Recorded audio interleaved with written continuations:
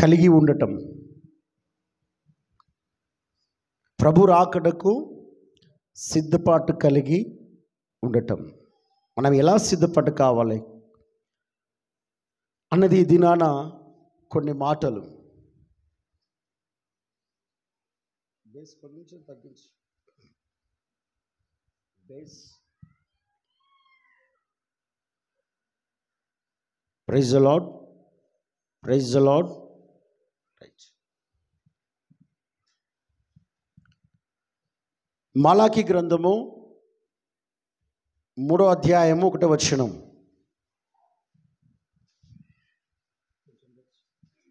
Praise the lord.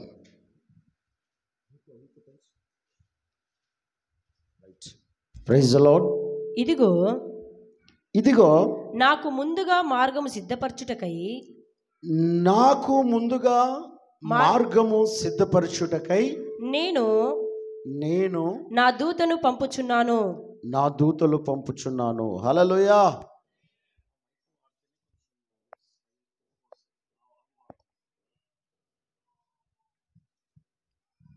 ఒకసారి మళ్ళొకసారి చదవండి. ఆ మైక్ తీసుకొని చదవండి.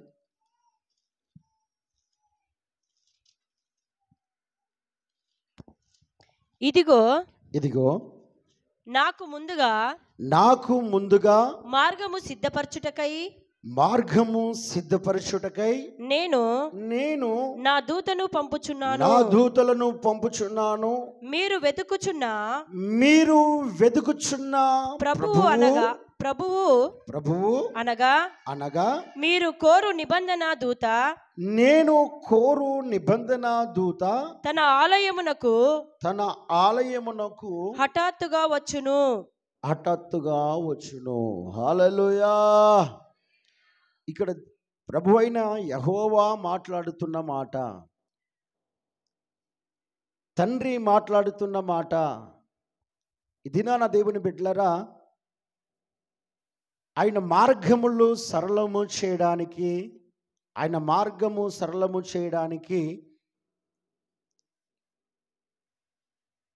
ఒక దూతను దేవుడు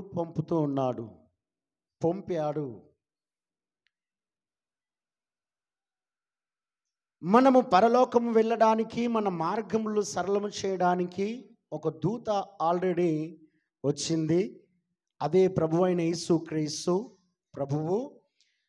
మార్గంలో గమనించండి దేవుని బిడ్డలారా, ఈ దినాన మనకు మార్గమేంటో బయలుపరిచాడు.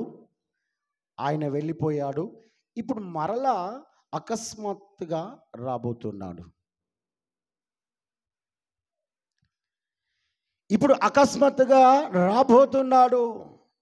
మొదటిసారి ఆ దూత వచ్చినది ఎందుకు అనంటే, మార్గము సరళము చేయడానికి.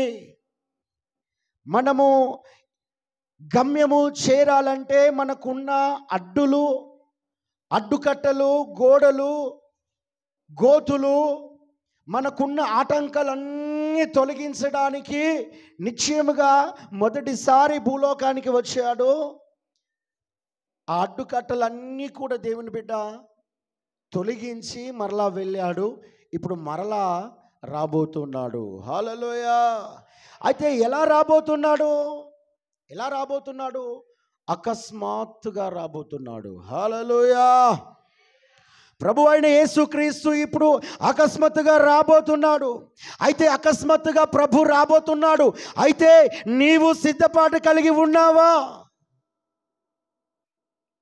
మొదటిసారి వచ్చినది నిన్ను సిద్ధపాటు చేయడానికి. అయితే ఇప్పుడు రెండోసారి రాబోతున్నాడు. అకస్మాత్తుగా రాబోతున్నాడు. ఎందుకు రాబోతున్నాడంటే నిన్ను తీసుకొని పోవడానికి. హల్లెలూయా. అయితే ఆయన తీసుకొని వెళ్ళడానికి వస్తున్నప్పుడు ఈ దినాన నువ్వు సిద్ధంగా ఉన్నావా? సిద్ధపాటు కలిగి ఉన్నావా? అయితే సిద్ధపాటు కలిగి ఉండాలి. ఆయన అకస్మాత్తుగా వచ్చినప్పుడు మనము ఎదుర్కోవడానికి సిద్ధంగా ఉండాలి. హల్లెలూయా. ఇప్పుడు మన సంఘంలోకి ఒక దైవ సేవకులు వస్తూ ఉన్నారు అని అంటే, ఒక దైవ సేవకుడు వస్తూ ఉన్నాడంటే మనమందరం ఏమై ఉంటాము? సిద్ధపడగలిగి ఆయనను ఎదుర్కోవడానికి సిద్ధంగా ఉంటాం. గమనించండి, ఒక మంత్రి కానీ ఎమ్మెల్యే కానీ మన మధ్యలోకి వస్తున్నాడు అనుకో, ఇప్పుడు మనం ఏం చేస్తాం? ఆయనకి సిద్ధపాటు కలిగి అన్నీ రెడీ పెట్టుకొని, శాల్వా, దండ, ఆహ్వానము అన్నీ రెడీ పెట్టుకొని, బుకే రెడీ పెట్టుకొని ఎలా ఉంటాము? రెడీగా ఉంటాం. ఆ రెడీగా ఉన్నప్పుడే, సిద్ధపాటు కలిగి ఉన్నప్పుడే ఆ వ్యక్తితో మనం ఏమవుతాము? కలుస్తాము. హల్లెలూయా. ఒకవేళ ఆయన వచ్చినప్పుడు మనము సిద్ధపాటు లేకపోతే, అకస్మాత్తుగా ఆయన వచ్చినప్పుడు మనం సిద్ధపాటు లేకపోతే ఆయనను మనం కలవలేము. కాబట్టి వాక్యం ఏమంటుంది? అందుకే సిద్ధపాటు కలిగి ఉండాలి. సిద్ధపాటు ఎలా కలిగి ఉంటాము? ఎలా సిద్ధపాటు కలిగి ఉండాలి అని అంటే, మొదటిసారి మార్గములు సరళము చేయడానికి దేవుడు భూలోకానికి వచ్చింది ఎందుకనంటే, నీలో నాలో ఉన్న పాపాన్ని ప్రయాచితము చేసి దాన్ని నీ నుండి విడుదల చేసి మార్గములు, పరలోకానికి మార్గము సరళము చేయడానికి వచ్చాడు. విశ్వసించిన వారు హల్లెలూయా చెప్పండి. ఇంకా చాలామంది విశ్వాసం లేదు.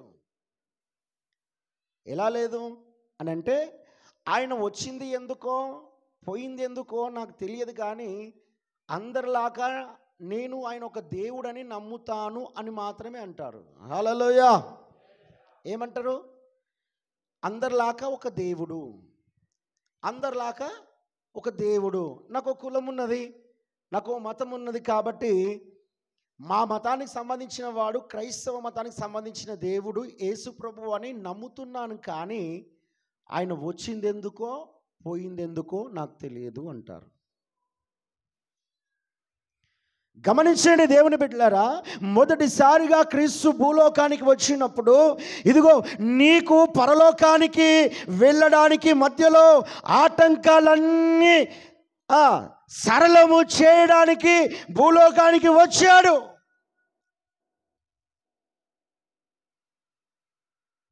పరలోకము వెళ్ళాలంటే ప్రతి మనుషుడు పరిశుద్ధపరచబడాలి, ప్రతి మనుషుడు పవిత్రపరచబడాలి. ఆయన పవిత్రమైన వాడు కనుక, అది పవిత్రమైన పట్టణము కనుక, అక్కడికి వెళ్ళాలంటే మనం ఏం కావాలి? పవిత్రులుగా బ్రతకాలి. హల్లెలూయా. మంచి నూనెలో, ఒక మంచి నూనె డబ్బు ఉన్నది అనుకో, ఒక 15 కిలోల మంచి నూనె డబ్బు ఉన్నది. ఆ 15 కిలోల మంచి నూనె డబ్బలో ఒక నూనె, మంచి నూనె, 1 కిలో నూనె ఉన్నది అందులో. ఇప్పుడు అందులో 1 కిలో నూనె ఉన్నప్పుడు, ఇప్పుడు అది కలుషితం కాకుండా ఉండాలంటే ఇప్పుడు మంచి నూనె పోయాలా, అందులో కిరోసిన్ పోయాలా? ఏం పోయాలి? మంచి నూనె వస్తే ఏమవుతుంది? అది సమృద్ధిగా నింపబడుతుంది. హల్లెలూయా. 1 లీటరు, 2 లీటర్లు, 3 లీటర్లు, 15 లీటర్లు దాంట్లో నింపినప్పుడు అది ఏమవుతుంది? సమృద్ధిగా నింపబడుతుంది. హల్లెలూయా. ఇప్పుడు ఒకవేళ గమనించండి దేవుని బిడ్డలారా, వినండి, ఇప్పుడు మంచి నూనె బదులు కిరోసిన్ పోస్తామా? అందులో కిరోసిన్ పోస్తామా అన్నలారా? కిరోసిన్ పోస్తామా? కిరోసిన్ పోస్తే ఏమవుతుంది? మంచి నూనె కూడా పాడైపోతుంది. కాబట్టి అట్లా పోయడానికి వీలు లేదు. మంచి నూనెలో కిరోసిన్లు పోయడానికి వీలు లేదు. కాబట్టి పరలోకములో పరిశుద్ధత ఉన్నది, పవిత్రత ఉన్నది. కాబట్టి పరిశుద్ధుడు అక్కడ ఉన్నాడు. కాబట్టి మనము కూడా పరిశుద్ధులుగా, పవిత్రులుగా అయ్యి అక్కడికి వెళ్ళాలన్నది దేవుడి ఉద్దేశం. హల్లెలూయా. అయితే ఆయన మొదటిసారి వచ్చినది నీ మార్గములు సరళము చేయడానికే, నీ త్రోవను సరళము చేయడానికి, సరిచేయడానికి, మెట్టుగా ఉన్నవి సరిచేయడానికి, గుంతగా ఉన్నాయి సరిచేయడానికి, వంకరగా ఉన్నాయి సరిచేయడానికి. అయితే నీలో ఉన్న పాపాన్ని కడగడానికి వచ్చాడు. వచ్చి దినాన దేవుని బిడ్డలారా, ఆయన మన నిమిత్తము సరిచేసి ఆయన మరలా పరలోకానికి అర్హుడై వెళ్ళిపోయాడు. అయితే ఇప్పుడు రెండోసారి అకస్మాత్తుగా రాబోతున్నాడు. హల్లెలూయా. ఇప్పుడు ఆయన అకస్మాత్తుగా రాబోతున్నాడు. నేటి క్రైస్తవులు గమనించండి దేవుని బిడ్డలారా, ఆయన వచ్చేది అకస్మాత్తుగా రాబోతున్నాడని వాక్యం మనకు తెలియజేస్తుంటే, ఇప్పుడు ఇంకా క్రైస్తవుడు ఎక్కడున్నాడు అని అంటే, ఇంకా యేసు ప్రభువు పుడుతూనే ఉన్నాడు. హల్లెలూయా. ఎక్కడున్నాడు చెప్పాలి? యేసు ప్రభు ఎక్కడున్నాడు? జో జో జో జోలా జో జో జో లలి జోలా. ఎక్కడ? పశువుల పాకలో ఇంకా జోల ఊపుతూనే ఉన్న యేసయ్యకి.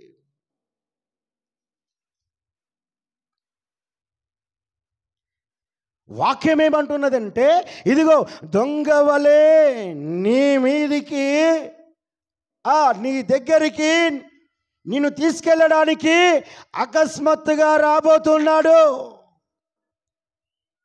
అకస్మాత్తుగా రాబోతున్నాడు. అయితే ఆయన వచ్చినప్పుడు ఇప్పుడు నువ్వు సిద్ధంగా ఉన్నావా?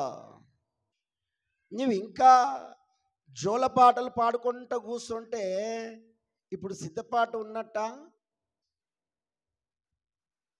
గమనించండి క్రైస్తవులారా, ఈ దినాన ప్రభు అయిన యేసు క్రీస్తు నిన్ను తీసుకొని వెళ్ళడానికి రెండోసారి అకస్మాత్తుగా రాబోతున్నాడు. నిన్ను తీసుకెళ్ళడానికి ఎక్కడికి? పరలోకానికి నిన్ను తీసుకెళ్ళడానికి, సియోనులో నిన్ను నిలబెట్టాలని, ఆయన ఇంటిలో నీవు ఉండాలని, కుమారుడిగా కుమార్తెగా నీవు ఉండాలని, ఆయన వచ్చి నిన్ను తీసుకుపోవాలని ఆయన అనుకుంటే నీవు ఇంకెక్కడున్నావు? జోలపాటలు పాడుకుంటూనే ఉన్నావు. జోలపాటలు పాడుకుంటూనే ఉన్నాం. రెండోగా ఇంకోటి ఎక్కడున్నాము అని అంటే, ఇంకెక్కడున్నామంటే దినాలు చేసే కాడనే ఉన్నాం. ఇంకా దినాలు గమనించండి, ఏ కాడున్నాము? యేసు ప్రభు వచ్చింది నా కొరకే అని నీవు ఆయనను హృదయంలోకి ఆహ్వానిస్తలేవు, కానీ యేసు ప్రభు పుట్టాడని లోకంలో నువ్వు సంబరణ చేస్తున్నావు. అంటే వచ్చే సంగతి నువ్వు మర్చిపోతున్నావు. ఈ సంబరాలలో మునిగిపోయి వచ్చే సంగతి మర్చిపోతున్నావు. ఈ ఆనందంలో పడిపోయి సిద్ధపాటును మర్చిపోతున్నావు. ప్రభు అయిన వాక్యం ఏమంటదనంటే, ఇదిగో నువ్వేదైనా అలంకరించుకునేది ఉంటే ఏం అలంకరించుకోవాలి? నీ హృదయాన్ని అలంకరించుకోవాలి. హల్లెలూయా. నీ అంతరంగంలో ఉన్న పురుషుణ్ణి నువ్వు అలంకరించుకోవాలి. ఏ పురుషుణ్ణి? పై రూపం కాదు నీ అలంకరణ. కొత్త బట్టలు వేసుకొని ఇల్లుకు సున్నం కొట్టి యేసు ప్రభు బర్త్డే చేస్తే సిద్ధపాటు కాదండి. ప్రభువైన యేసుక్రీస్తు నీ హృదయంలో ఒకవేళ పుట్టినట్లయితే, నీలో ఉన్న ఆత్మను నువ్వు అలంకరించుకొనబడితేనే నీవు అక్కడికి వెళ్ళగలుగుతావు. సిద్ధపాటు అంటే ఏమిటి? సిద్ధపాటు అంటే ఏమిటి? ఆయన ఎందుకు వచ్చాడో అది నువ్వు గ్రహించే వ్యక్తిగా ఉండాలి. హల్లెలూయా. ఎవరు? యేసు ప్రభువు ఎందుకు వచ్చాడు? అయితే నా మార్గము సరళం చేయడానికి. అయితే నీవు పరలోకాన్ని వెళ్ళుటకు నీకు ఏదో ఒకటి అడ్డం ఉంది, అది అపవిత్రత. హల్లెలూయా. పాపం అనేది నీకు అడ్డం ఉన్నది కాబట్టి ఆ పాపాన్ని ఇదిగో తీసివేసి నిన్ను నిశ్చయముగా అక్కడికి సిద్ధపాటు చేయడానికి దేవుడు వచ్చాడు. అయితే ఈ దినాన ఎంతమంది సిద్ధపాటు కలిగి ఉన్నారు? ఎంతమంది సిద్ధపాటు కలిగి ఉన్నారు? నేను అంటాను, యేసు ప్రభు పుట్టాడని అనుకుంటున్నాం కదా, యేసు ప్రభు ఎందరిలో పుట్టాడు? ఎందరిలో పుట్టాడు? నాలో పుట్టాడు అన్న వాళ్ళు ధైర్యంగా చేయొద్దని చూద్దాం. యేసు ప్రభు నాలో పుట్టాడు.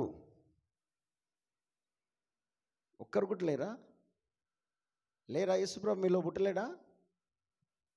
నేను ఏమంటానంటే, యేసు ప్రభు నా నిమిత్తమే పుట్టాడు, నా నిమిత్తమే రక్తం చిందించాడు, నా నిమిత్తమే ప్రాణం పెట్టాడు కాబట్టి, ఆయన రాబోతున్నాడు కాబట్టి నేను నిశ్చయంగా యేసు ప్రభుని నేను అంగీకరిస్తున్నాను అని అనుకున్న వాడిలో పుట్టాడు. వారిలో పుట్టాడు యేసు ప్రభు. ఎలా పుట్టాడు? యేసు ప్రభు ఎవరిలో పుట్టాడో వారు ఏం చేస్తారంటే, వారు ప్రార్థన చేయగలుగుతారు, వాక్యం వినగలుగుతారు, దాన్ని గ్రహించగలుగుతారు, దాని అనుసారంగా నడవగలుగుతారు, దేవుని ప్రేమను అనేకులకు పంచిపెట్టగలుగుతారు. ఇది క్రైస్తవుడి లక్షణము. హల్లెలూయా. అంటే అంగీకరించిన వాడు, అంటే యేసు ప్రభు ఎవరిలో పుడతాడో వారి మనసు కానీ వారి శరీరం కానీ ఎలా ఉంటుందని అంటే వెలుగులాగా మెరుస్తూ ఉంటుందంట. హల్లెలూయా. యేసు ప్రభు పుట్టినప్పుడు లోకమంతా ఏం కలిగింది? వెలుగు కలిగింది. అంటే ఈ దినాన మనలో పుట్టినప్పుడు మన హృదయం, ఇప్పుడు మన మనసు ఏముండాలి? వెలుగుగా ఉండాలి. హల్లెలూయా. చీకట్లో ఉన్నవారు ఆ వెలుగులోకి రావాలి. అది అది అది నిజమైన క్రిస్మస్ నీలో పుట్టినట్లు, యేసు ప్రభు నీలో పుట్టినట్లు. నేను రెండోదిగా చెప్తున్నాను దేవుని బిడ్డలారా, యేసు ప్రభు పుట్టింది, రెండోదిగా సచ్చింది, రక్తం కార్చింది నీ గురించే. హల్లెలూయా. నీ గురించే. అయితే గమనించండి ఒక మాట, నేను లోపలికి ఉపదేశంలోకి వెళ్ళిపోకుండా ఇది చెప్తాను. నేను ఒక మాట చదువుదాం మనము. 2 దినవృత్తాంతాలు రాసిన గ్రంథము, దినవృత్తాంతములు 2వ గ్రంథము 2వ అధ్యాయము 9వ వచనం.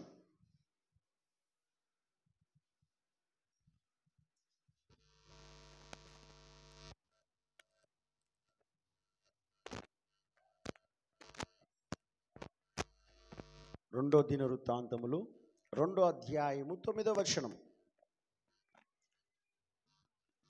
కాగా లెబానోను నుండి సరళ మ్రానులను దేవదారు మ్రానులను చందనపు మ్రానులను నాకు పంపుము. నేను కట్టించబోవు మందిరము గొప్పదిగాను ఆశ్చర్యకరముగాను ఉండును గనుక నాకు మ్రానులు విస్తారముగా సిద్ధపరచుటకై, నాకు మానులను విస్తారముగా సిద్ధపరచుటకై పనివారు మీ పనివారితో కూడా పోదురు. హల్లెలూయా. హల్లెలూయా. లెబోను అనగా ఏంటి? లెబోను అనగా తెలుపు, అది ఎత్తైనది. లెబోను అనగా తెలుపు, అది ఎత్తైనది. ఇప్పుడు ఎత్తైన పట్టణం ఎక్కడుంది? ఎత్తైనది ఎక్కడుంది? లెబోనులో దేవుని మందిరము కడుతూ ఉన్నాడంట తండ్రి. ఆ మందిరము ఎక్కడ కడుతున్నాడు? లెబోనులో. అంటే ఒక ఉన్నతమైన స్థితిలో, ఒక ఉన్నతమైన ఎత్తులో. దానికన్నా ఎత్తు ఇంకా ఏది లేదు. హల్లెలూయా. రెండోదిగా అది తెలుపు అంట. రెండోది ఏంటి అది? ఇప్పుడు నేను అంటాను, తెలుపు ఎత్తైనది ఎక్కడుంది? అది అదే సియోను. హల్లెలూయా. అది పరలోకము. అయితే ఇప్పుడు సియోనులో, లెబోనులో దేవుని మందిరము కడుతూ ఉన్నాడంట దేవుడు. ఆ కడుతున్న మందిరానికి ఇప్పుడు ఏం కావాలి? మ్రానులు కావాలి, పనిముట్లు కావాలి, రాళ్ళు కావాలి. ఇప్పుడు ఆ రాళ్ళు గమనించండి, ఆ రాళ్ళ నిమిత్తము దేవుడు పనివారిని పంపించాడంట. హల్లెలూయా. ఇప్పుడు ఆ పనివారెవరో?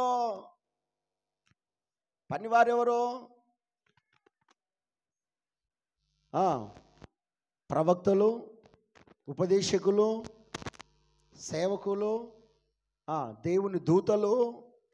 గమనించండి, వీళ్ళందరూ కూడా ప్రారంభం నుండి ఇప్పటి వరకు వచ్చి మనకు బోధిస్తున్నారా లేదా?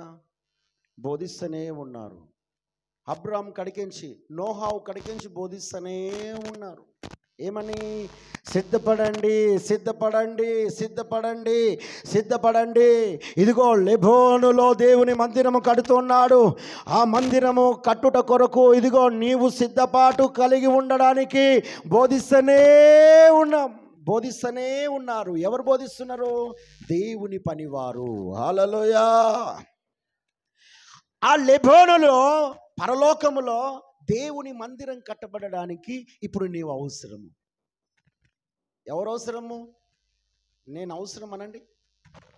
ఎవరు అవసరము? నువ్వు అవసరం. లెబోనులో ఈ దినాన దేవుని మందిరము దేవుడు కడతాడు. ఆ దేవుని మందిరం కట్టడానికి నీవు ఒక మ్రానుగా కావాలి. ఇప్పుడు ఆ మ్రానును సిద్ధపరచడానికి దేవుడు నన్ను పనివాడిగా పెట్టాడు. హల్లెలూయా. దైవ సేవకుడనే నన్ను పనివాడిగా పెట్టాడు. ఇప్పుడు నిన్ను మ్రానుగా సిద్ధపరిచి ఆ మందిరానికి కట్టబడుటకు ఒక మ్రానుగా నిన్ను చేయాలి. నేను సిద్ధపరచబడాలి. నీవు దేవుని మందిరము కట్టబడడానికి, దేవునితో నువ్వు నివాసం చేయడానికి ఒక మ్రానుగా నువ్వు కావాలి. ఇప్పుడు నేను అంటాను, మందిరం కడుతున్నప్పుడు ఒక్క రాయితో కడతామా? ఇప్పుడు ఎన్ని రాళ్ళతో కట్టాము?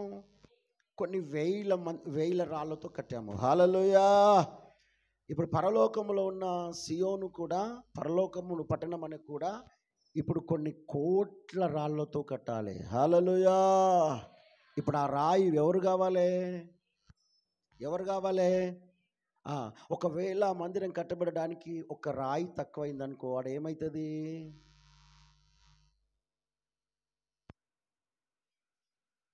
గమనించండి దేవుని బిడ్డలారా, లెబోనులో దేవుని మందిరం కట్టబడడానికి ఒక మ్రాను కావాలి. ఆ మ్రానువే నీవే. హల్లెలూయా. అయితే ఆ మ్రాను సిద్ధపాటు చేసుకోవాలి. ఎవరు సిద్ధపాటు? ఒక పనివాడు ఉన్నాడు. ఆ పనివాడు ఏం చేస్తున్నాడంటే, ఆ మ్రాను అక్కడైతే ఎట్లయితే సరిపోతుందో ఆ సరిపడ్డట్లు దాన్ని సరిచేస్తున్నాడు.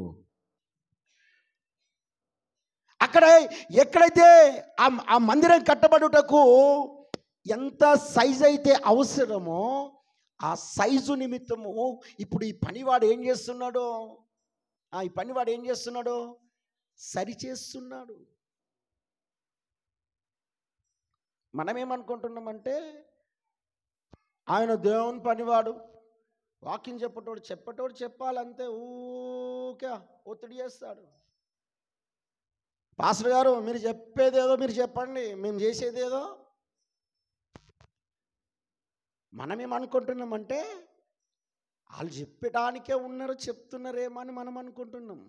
కానీ వాక్యం ఏమంటున్నదంటే, ఈ పనివాడు ఎందుకు చెప్తున్నాడంటే, అక్కడ నువ్వు పనికి రావాలి. ఈ పనివాడు నిన్ను ఎందుకు అలా మలుచుకుంటూ ఉన్నాడంటే, నువ్వు అక్కడ పనికి రావాలన్న ఒక ఉద్దేశంతో నిన్ను మలుస్తూ ఉన్నాడు. ఆ దేవుని మందిరము కట్టబడడానికి నీవు అవసరమైన ఆ రాయిగా నిన్ను మలచాలి. ఏదో వంకర డింకర మలిచినామనుకో, వంకర డింకర మలిస్తే ఇప్పుడు ఆ రాయి ఆడ మందిరం కట్టబడడానికి పనికి వస్తుందా? ఇక్కడ మేస్త్రీలు చాలామంది ఉన్నారు. మేస్త్రీలు చాలామంది ఉన్నాడు. నేనంట, సురేష్ అన్న గారు రాయి ఎట్లా చెక్కిస్తావు? ఒక సైడు జక్కకుండా ఇంకో సైడ్ జక్కి ఇంకో సైడు డొప్పగా ఇట్లా ఉబ్బుగా చెక్తావా? అంటే ఆ రాయి ఆ గోడ మీద ఆ మందిరము మీద ఎలా అయితే కూర్చుంటుందో, ఎలా సరి చేస్తే ఎలా కూర్చుంటుందో ఆడ తగినట్టుగా దీన్ని ఏం చేస్తాడు? సరి చేస్తాడు. హల్లెలూయా. నువ్వు ఒక రాయినే నువ్వు సరి చేస్తున్నప్పుడు గమనించండి దేవుని బిడ్డలారా, ఆ రాయి ఏమన్నా అంటదా? రాయి ఏమంటదంటే, ఇదిగో నేను ఇప్పుడు కొట్టబడుతున్నానేమో, గొడ్డలతోనే నరకబడుతున్నానేమో, చెక్కబడుతున్నానేమో, కానీ ఇదిగో ఆ మందిరం మీదకి పోయిన తర్వాత వచ్చిన వాళ్ళంతా ఎవరు చూస్తారు?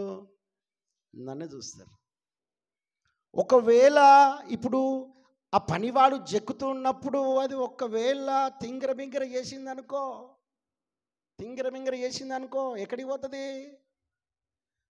ఎక్కడికి పోతుంది? విసిరి పడేస్తే అది ఎక్కడనో పోతుంది. లేదంటే పునాది ఉంటుందా లోపల? ఇప్పుడు రాళ్ళు ఇక్కడ రాయి కట్టిన తర్వాత మధ్యలో ఏమేస్తాము? బెందడి రాయి వేస్తాం. బెందడి రాయితో సమానం అయిపోతాము. హల్లెలూయా. అందుకే గమనించండి దేవుని బిడ్డలారా, ఈ దినాన నీవు దేవుడికి అవసరమై ఉన్నది. దేవుడికి అవసరమై ఉన్నావు కనుక ఇదిగో నిశ్చయముగా నీ కోసమైన మరలా రాబోతున్నాడు. అయితే ఎందుకు రాబోతున్నాడంటే అక్కడ దేవుని మందిరం కట్టబోతున్నాడు. హల్లెలూయా. దేవుడు ఒక మందిరం కట్టబోతున్నాడు.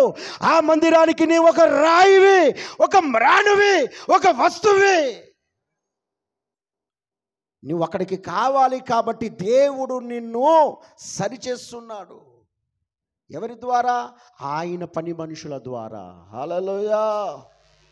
ఆ పని మనిషి ఎవరంటే దైవ సేవకుడే. ఇది నా గమనించు దేవుని బిడ్డ, దైవ సేవకుడు ఇంతగా నీకు వాక్యముల ద్వారా హెచ్చరించడము, గద్దించడము, సర్ది చెప్పడము, బుద్ధి చెప్పడము కారణం ఏమిటో తెలుసా? ఎవరికి మేలు? అమ్మా, దైవ సేవకుడు గద్దించడం ఎవరికి మేలు? కొందరు అనుకుంటారు ఏంటంటే నాకే అంటాడు. ఎవరికంటారు? ఇప్పుడు మనోళ్ళు మూలరాయి పెడతారు. మూలరాయి ఎంత మంచిగా చెక్కాలి అన్న వెంకన్న గారు? మూలకు రాయి పెడుతున్నాం అనుకో, మూలరాయి ఎట్లా అంటే అట్లా పెట్టేస్తాము గోడ మీద. ఇప్పుడు ఆ మూలరాయిని ఏం చేస్తాము? సున్నితంగా చెక్కుతూ ఉంటాం దేవుని బిడ్డలారా. కారణం ఏంటంటే ఆ చెక్కుతున్న ఆ మేస్త్రి పని ఏంటి అంటే ఇది అందంగా కనబడాలి. హల్లెలూయా. ఇది అలంకరించబడాలి. రాయి ఆ గోడ మీద పెట్టడానికి ఇది సిద్ధపాటు కావాలి. ఒకవేళ ఏడో ఒక దగ్గర చీలిపోయిందా, ఏడో ఒక దగ్గర డొప్పగా ఉందా, ఏడో ఒక దగ్గర హైట్ ఉందా, ఆ గోడ మీద పనికి రాదు. ఇది అలంకరణకు పనికి రాదు. కాబట్టి ఇదిగో అది అలంకరించబడాలంటే, దేవుని మందిరానికి కట్టబడడానికి కావాలంటే ఇది నేను చెక్కాలి. దైవ సేవకుడి బాధ అంతా ఏమిటి అని అంటే సిద్ధపాటు చేయాలి. సేవకుడి పని ఏంటి? సిద్ధపాటు చేయాలి. గమనించండి దేవుని బిడ్డలారా, దైవ సేవకులకు విశ్వాసుల మీద అపారమైన ప్రేమ. మీరు అనుకుంటుండొచ్చు చాలా ప్రేమ. కారణం ఏంటి అని అంటే మమ్మల్ని పోషించేది ఎవరు? కాదు పాస్టమ్మ, కొన్ని విషయాలలో ఇప్పుడు పోషించేది ఎవరు? విశ్వాసులు. మా బాగోగులు చూసేది ఎవరు? విశ్వాసులు. మా పనులు చూసేది ఎవరు? విశ్వాసులు. మా కానుకలు ఇచ్చేది ఎవరు? విశ్వాసులు. మా మాట వినేది ఎవరు? విశ్వాసులు. అందరు మీరే కదా. ఇంత మంచి విశ్వాసులు ఉన్న తర్వాత మిమ్మల్ని ప్రేమించకుండా ఉంటే సేవకుడికి మేలా నష్టమా? అమ్మా, ఎవరైనా మన నష్టపోతారా? సేవకుడు కానుకది అవట్టే, కడుపు నింపబట్టే, పని భారం తప్పించబట్టే, పరిచర్య చేయబట్టే, మాట వినబట్టే, నా గురించి ఇతరులకు సాక్ష్యం చెప్పబట్టే అన్నీ చేస్తున్నారు. అన్నీ చేసిన తర్వాత ఎవరన్నా విశ్వాసుల మీద కక్ష పెంచుకుంటారా? గమనించండి, పెట్టుకుంటారా? పెట్టుకోరు. విశ్వాసులు అంటే సేవకునికి ప్రేమనే. హల్లెలూయా. ఒక తండ్రి కుమారుని ఎట్లా ప్రేమిస్తాడో నిశ్చయంగా దేవుని బిడ్డలు అంతకన్నా ఎక్కువ ప్రేమిస్తాడు. మీరు అనుకుంటారు ఏంటంటే వాక్యానుసారంగా ఉతుకుతుంటాడు కదా, సేవకుడు గద్దిస్తుంటాడు కదా, మమ్మల్ని ప్రేమించడం లేదేమో అనుకుంటాం. ఓ సందర్భంలో మా ఆత్మీయ తండ్రి ఏం చేశాడనంటే, ప్రారంభంలో ఒక రోజు ఫోన్ చేశాడు. ఫోన్ చేసినప్పుడు, నాన్న ఇక్కడ అర్జెంట్ పని ఉంది మీరు రండి అన్నప్పుడు, వస్తానని అన్నాను. వస్తానన్నా అని నేను మర్చిపోయి మరుసటి రోజు దాకా నేను కలవలేను, పోలేను. అయితే శనివారం రోజు సాయంత్రం కలిసిన తర్వాత ప్రేమగా పిలిచిన తర్వాత పోయి ఎక్కడ తిరిగి వచ్చి ఏడిపోయినా నాన్న అంటే ఇక్కడ అన్నీ మాట్లాడి అన్నీ అయిపోయినాయి. సరే కూర్చొని పెట్టుకున్నాక టీ ఇచ్చిండు. టీ తాగిన తర్వాత నాన్న నాకు ఇది బైబిల్ ఒక మాట అర్థమవుతలేదు నాన్న, కొంచెం ఈ మాట చదివి పెట్టు నాకు అన్నాడు. అంటే ఆయన కొంచెం చదువు వచ్చు, కానీ ఆయన నాకు ఎందుకు ఏ ఉపాయంతో అన్నాడు అనేది ఆయనకి తెలుసు, నాకు తెలియదు. హల్లెలూయా. నేనేమనుకుంటున్నా, ఆయనకు చదువు రాదు కాదా, నాకు రాసి పెట్టమంటున్నాడు అని చెప్పేసి నేను ఉత్సాహంతో బైబిల్ తీసుకున్నా.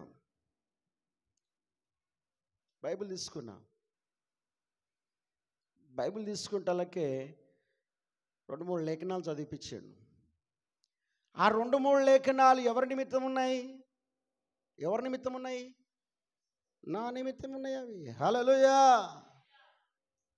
తల్లిదండ్రుల మాట వినకపోతే కుమారుడు ఎంత శాపగ్రస్తుడైతాడో వాక్యం చదివిపిస్తున్నాడు. మాట వినకపోతే ఎలా శపించబడతారు, మాట వింటే ఎట్లా ఆశీర్వదించబడతారు అన్న వాక్యాలు చదివిపిస్తున్నాడు. చదివిపించినప్పుడు నాకు అనిపించింది, ఇదెందుకు నాకు చదివిపిస్తున్నాడు అనిపించింది. అన్న తర్వాత చదివినాక రాసినాక ఆయన అంటాడు, ఇందులో ఏమన్నా అర్థమైందా నాన్న నీకు అని అన్నాడు. అంటే ఏం అర్థం కాలేదన్నా అన్నాను. అంటే నా మనసు అంతా ఎక్కడుంది అని అంటే ఆయన రాయమన్నట్టు రాసి ఇచ్చిన కానే ఉందన్నమాట. హల్లెలూయా. ఆఖరికి ఏమన్నాడంటే ఈ వాక్యాలు చదివిపించింది, రాయించింది నీకోసమే అన్నాడు. హల్లెలూయా. నేను అనుకున్నాను అన్న నన్ను ప్రేమిస్తూనే ఉన్నాడు కదా, ఇంటికి వచ్చిన తర్వాత ఇంటికి పిలిచి నన్ను శపిస్తాడా అన్న కొంచెం బాధేసింది. అర్థమవుతుందా? ఇంటికి వెళ్ళిన తర్వాత నన్ను ప్రేమించలే కానీ నన్ను ఏం చేశాడు, ఆ వాక్యం ద్వారా ఏం చేశాడు, శపించాడు. శపించడం అంటే అర్థం ఏంటి అంటే నోటి మాటకు శపించలేడు ఆయన. ఆ వాక్యం అక్కడ ఏముందని అంటే సేవకుడి మాట వినకపోతే శాపగ్రస్తుడిగా మారతాడంట. హల్లెలూయా. ఒక వాక్యం ఏమంటుంది మత్తయి సువార్తలో అంటే, ఇదిగో నీ మాట ఎవడు వింటాడో నా మాట వింటాడు, నా మాట ఎవడు వింటాడో దేవుని మాట వింటాడు అని యేసు ప్రభు అంటాడు అక్కడ మాట. నువ్వు నా మాట వినలేవు కాబట్టి నీ మాట దేవుడు వినడు. నువ్వు ఏ పరిస్థితిలో ఉండి నువ్వు ప్రార్థన చేసినా ఆయన నీ ప్రార్థన అంగీకరించడు అన్నాడు. మీ మాట వినువాడు నీ మాట వినువాడు నా మాట వినును, మిమ్మల్ని నిరాకరించువాడు నన్ను నిరాకరించును, నన్ను పంపిన వానిని నిరాకరించునెను. దేవుని నిరాకరించినట్టే. హల్లెలూయా. ఇప్పుడు సేవకుడి మాట వినకపోతే ఎవరి మాట వినకుండా పోతారంట? యేసు ప్రభు మాట విననట్టేనంట, పరమ తండ్రి మాట విననట్టేనంట.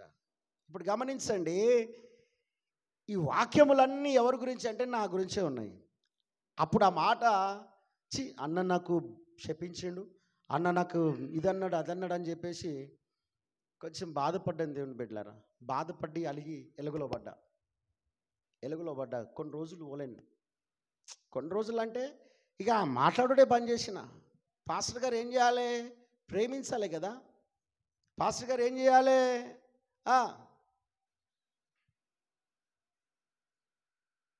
గమనించండి దేవుని బిడ్డలారా, ఆయన చేసింది నన్ను ప్రేమించాడా దూషించాడా?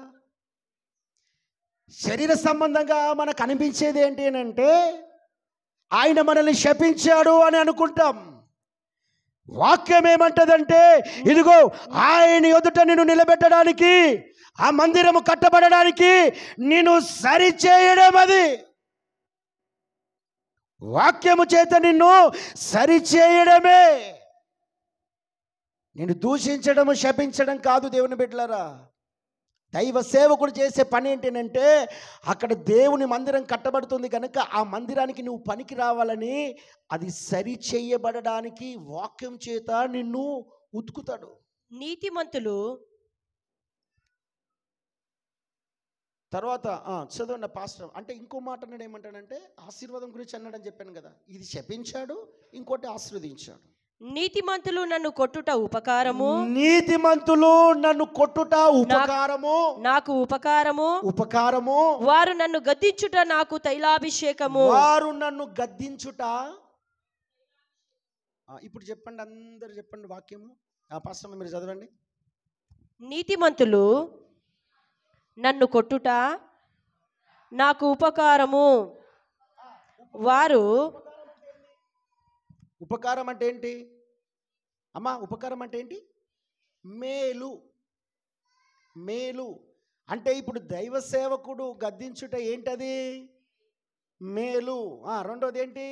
వారు నన్ను గద్దించుట, వారు నన్ను గద్దించుట నాకు తైలాభిషేకము, తైలాభిషేకము. హల్లెలూయా. ఇప్పుడు సేవకుడు గద్దించుట ఏమిటి కోసము అమ్మా? ఏమిటి కోసము? తైలాభిషేకం అంట. తైలాభిషేకం ఎక్కడి నుండి వస్తుందండి? అందుకే మా ఆత్మీయ తండ్రి ఎంత తిడితే అంత సిగ్గు లేకుండా నవ్వుతాం మేము. హల్లెలూయా. మా అన్న ఉన్నాడు, నాకన్నా పెద్దోడు మా అన్న ఉన్నాడు, సంగన్న అని. అప్పుడప్పుడు వాస్తవానికి తిడుతూనే ఉంటాడు. అంటే ఎవరికి? ఆత్మీయ తండ్రి ఆయనకు తిడుతుంటాడు, ఆయన సిగ్గు లేకుండా నవ్వుతుంటాడు. నువ్వు తిట్టకపోతే ఇంకెవరు తిడతారన్న నాకు? నిజంగా చెప్తున్నాను దేవుని బిడ్డలారా, మీరు నమ్మండి నమ్మకపోండి, మీరు నమ్మండి నమ్మకపోండి, మా ఆత్మీయ తండ్రి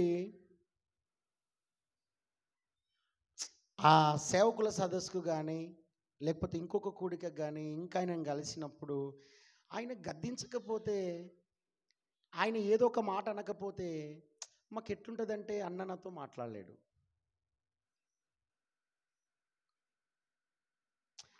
ఆయన ఏదో ఒక హెచ్చరిక నాకు హెచ్చరించలేడు అని అంటే నా మేలు కోరలేడు మా అయ్యగారు అని నేను బాధపడుకుంటూ వస్తా. ప్రేమతో నాతో మాట్లాడిండా అని అంటే నాకు అర్థమైపోతుంది, నేను ఏదో తప్పు చేసినా నన్ను హెచ్చరించలేడు అని అనుకుంటా. నేను ఒక్కనే కాదు, ఈ సూపు మినిస్ట్రీలా కొనసాగుతున్న ప్రతి విశ్వాసి నేర్చుకున్న లక్షణం అదే. అక్కడ హల్లెలూయా. ఇక్కడ మొగలప్ప ఉన్నాడు, సహోదరుడు ఉన్నాడు, ఆయన కడగండి. ఎంత ప్రేమించాలనో వ్యక్తిగతంగా అంత ప్రేమిస్తాడు, వాక్యానుసారంగా ఎంత హెచ్చరించాలనో అంత హెచ్చరిస్తాడు. కానీ ఏనాడు ఇప్పటి వరకు కూడా మా దైవ సేవకుడి గురించి ఒక్కరి ముందు ఇప్పటి వరకు చెడుగా మేము చెప్పిన దాఖలాలు లేవు. ఎన్నో సందర్భాల్లో మా మనసు నొచ్చుకున్నాం, గాయపరుచుకున్నాం, కానీ ఒక్క రోజన్న మా ఆత్మీయ తండ్రి గురించి ఇట్లాంటి వాడు అని ఎవ్వరు ముందు చెప్పం, ఎవ్వరు ముందు చెప్పం. ఏదన్నా ఉంటే మమ్మల్ని మేము సరి చేసుకుంటాం. దేవుని బిడ్డలారా, వాళ్ళు తిట్టుట కొట్టుట తైలాభిషేకము. హల్లెలూయా. ఆ దినమున దేవుని బిడ్డలారా, దైవ సేవకులు మమ్మల్ని సరి చేశారు కాబట్టి, వాక్యం ద్వారా మమ్మల్ని ఉతికారు కాబట్టి, గద్దించారు కాబట్టి, సరి చేశారు కాబట్టి ఈ దినాన దేవుని మాటకు లోబడి ఇదిగో ఈ స్థానంలో నిలబడ్డాం. ఒకవేళ ఆ దినమున వారి మాట తిరస్కరించినా, వాళ్ళు అంటున్నది బాధపడినా, పారిపోయినా ఈ స్థితిలో మేము ఉండేవాళ్ళము కాదు. మాట వినకుండా పారిపోయిన వాళ్ళు అనేకులు ఉన్నారు. ఈ దినాన రోడ్ల మీద తిరుగుతున్నారు, నేను చూస్తున్న దేవుని బిడ్డలారా, రోడ్ల మీద తిరుగుతున్నారు. ఆధ్యాత్మిక జీవితం లేకుండా, క్రీస్తు అంగీకరించకుండా ఇంకా నామకార్థ బ్రతుకులో బ్రతుకుతూ ఉన్నారు. చుట్టబిడి సిగరెట్లు తిరుగుతారు, అన్నీ చేస్తారు, మరలా వచ్చి నేను పరిశుద్ధుడినని చెప్పుకునే వాళ్ళు చాలామంది ఉన్నారు. మాట వినకపోవడం వలన, ఈ దినాన మాట వినడం వలన నిశ్చయంగా సరిచేయబడ్డాం. నేను అంటాను, ఆ తండ్రి నన్ను సరిచేయబట్టికే నేను అనుకుంటాను ఏంటంటే, ఇప్పుడు ఆ పరలోకానికి ఒక రాయిగా, ఒక మ్రానుగా నేను సిద్ధపడ్డాను. హల్లెలూయా. ఒకవేళ ఆ దినమున గద్దింపుకు చెప్పాను చాలా సందర్భాల్లో. పాస్టర్ మాకేమన్నాడు, బైబిల్ చదువుతుంటే బతుకు బాగుపడా అన్నాడు. ఏమన్నాడు? ఎంతమంది? ఇంక ఇక్కడ తక్కువ ఉన్నారు. ఇక్కడ తక్కువ మంది ఉన్నాం మనం, కానీ అక్కడ వందల మంది ఉన్నారు. అంతమంది ముందు ఒకటే మాట అన్నాడు, "ఫు, నీ బతుకు బాగుపడా." ఏమన్నాడు? పాస్టర్ అంటది ఎన్నిసార్లు చెప్తావయ్యా, కానీ చెప్పే దాంట్లో నేను అంటాను గమనించండి. ఆ రోజు ఆత్మీయ తండ్రి అట్లా గద్దించాడు కాబట్టి ఈరోజు ఏం చేస్తుంది? మీకు బోధించగలుగుతున్నది, ఉపదేశించగలుగుతున్నది, ఆరాధన చేయగలుగుతున్నది. దేవుని బైబిల్ గ్రంథమును స్వేచ్ఛగా ఎక్కడంటే అక్కడ చదవడానికి ఏమొస్తుంది? ధైర్యం వచ్చింది. హల్లెలూయా. ఒకవేళ ఆ రోజు పాస్టర్ గారు తిట్టాడు, నన్ను అవమానపరిచాడని ఒకవేళ ఆమె అనుకుంటే ఈరోజు ఈ స్థితిలో ఆమె నిలబడేదే కాదు. నేనంట చాలా సందర్భాలు చెప్పాను కదా, ఆమె ప్రార్థనే నన్ను ఇక్కడ నిలబెట్టిందని చెప్పాను కదా. ఒకవేళ ఆ అయ్యగారి దగ్గరికే మేము పోకపోతే ఆమె ప్రార్థన జీవితమే ఉండేది కాదు, ఆమె ప్రార్థన చేసేది కాదు, ఆత్మీయతలు బలపడేదే కాదు. కాబట్టి గమనించండి దేవుని బిడ్డలారా, ఆ సేవకుడు ఆ దినాన గద్దించాడు కాబట్టి ఈ దినమున మాకు తైలాభిషేకముగా మారింది. హల్లెలూయా. అందుకే ఈ దినాన ఆ మందిరము కట్టుటకు ఒక మ్రానుగా, ఒక రాయిగా నిన్ను సరిచేయడానికి దేవుడు నన్ను నిలబెట్టాడు. ఇప్పుడు నేను చేసే పని ఏంటంటే నిన్ను సరిచేయడమే. హల్లెలూయా. దైవ సేవకుడు వాక్యానుసారంగా సరిచేస్తున్నప్పుడు నువ్వు సరిచేయబడితే నువ్వు సిద్ధపాటు కలిగి ఉంటావు. ఎంత సరి చేస్తుంటే అంత నువ్వేం కావాలి? మలసబడాలంట, మలసబడాలి, మరలాలి. రాయి చెక్కుతున్న కొద్ది ఏం కావాలి? అది ఇండ్లు కట్టిన వాళ్ళే కదా, అందరు ఇండ్లు కట్టిన వాళ్ళే కదా. ఇప్పుడు రాయి చెక్కుతున్న కొద్ది ఏం కావాలి? రాయి తిరగాలి, 4 మూలలు తిరగాలి. ఒక మూల నేను ఒక్క మూల తిరగను అని అట్లనే ఉన్నదనుకో, మేస్త్రికి కోపం వచ్చేసి మధ్యలోకి ఇట్లా కొట్టి పక్కకు పడేస్తాడు. నేను చూసిన చాలా సందర్భాల్లో. ఎందుకు కొట్టేసినామన్నా అట్లానంటే, ఆ రాయి గట్టి ఉన్నది, కొడితే కూడా ఇదైతే లేదు, అందుకే కొట్టి పడేసిన అంట. మా బ్రదర్, మా సహోదరుడు అబ్రహం ఉండే, ఒకటి ఇటుకే గట్టిగా వచ్చింది. అది ఇట్లా వచ్చింది. అది అక్కడ ఏదో కొంచెం సందు ఉన్నది, అది సగం కట్ చేసి అక్కడ పెడదామని, దానికి సగంకి కట్ చేద్దామని కట్ చేస్తున్నాడు. అది సగం కట్ చేద్దామంటే పక్క ఇట్లా మధ్యలోకి పోయింది. మధ్యలోకి పడేదో తీసి ఇట్లా కొట్టేసిండు, రాయి కొట్టేసాడు, దాన్ని పచ్చలు అయిపోయింది. అట్లా ఎందుకు కొట్టినావు అని అంటే ఆయన అంటాడు, అది నేను అక్కడ పెడదామని దాన్ని సరిగ్గా చెక్కుదామంటే అది ఏం చేసింది?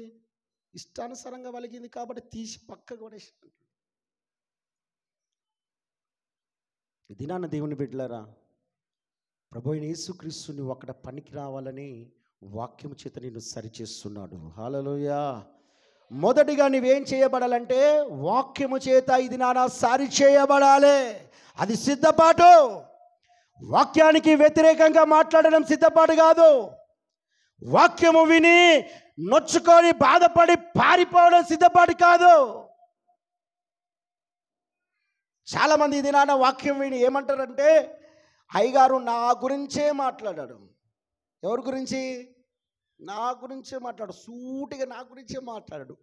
మా సహోదరుడు అంటాడు, మొన్న అంటున్నాడు, ఎవరికి గుద్దుతున్నాడు పాస్టర్ గారు? నాకే గుద్దుతున్నాడు అంటున్నాడు. కానీ మంచోడు. హల్లెలూయా. మంచి మనసు ఉన్నది ఆయనకి. ఒకరోజు లేక ఒకరోజు సరి చేయబడతాడు, ఆ మందిరానికి ఒక రాయిగా నిలబడతాడు. హల్లెలూయా. దినాన దేవుని బిడ్డలారా, వాక్యం అనేది నీకు హెచ్చరిస్తుంది, వాక్యం అనేది నీకు గుచ్చుకుంటుంది, వాక్యం అనేది నేను సరిచేస్తుంది. గొడ్డలు అనేది దేవుని బిడ్డలారా రాయికి తగలకపోతే ఆ రాయి సరి చేయబడదు.